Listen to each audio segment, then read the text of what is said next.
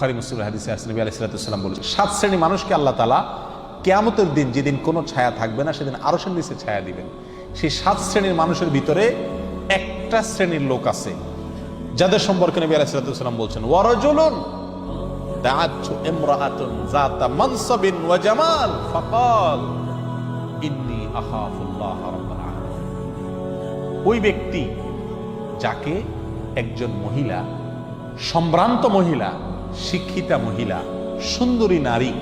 অপকর্মের জন্য আহ্বান করেছে, ফেসবুকে হাই হাউ আর ইউ লিখে পাঠাইছে, হ্যাঁ, ইমোতে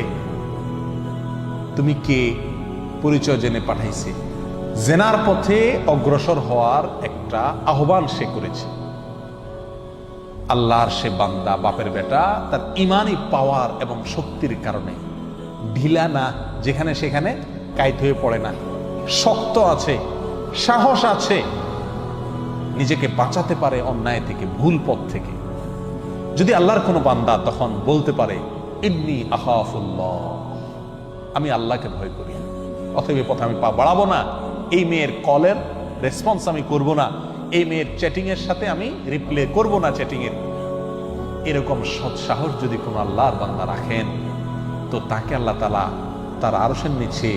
কিয়ামতের দিনে, যেদিন মাথার উপরে সূর্য থাকবে আর কোনো ছায়া থাকবে না, ওই দিন আরশের উপর নিচে ভিআইপি প্যান্ডেলে আল্লাহ তাআলা জায়গা দেবেন। আল্লাহ আমাদের সবাইকে সেরকম যুবক হওয়ার তৌফিক দান করুন।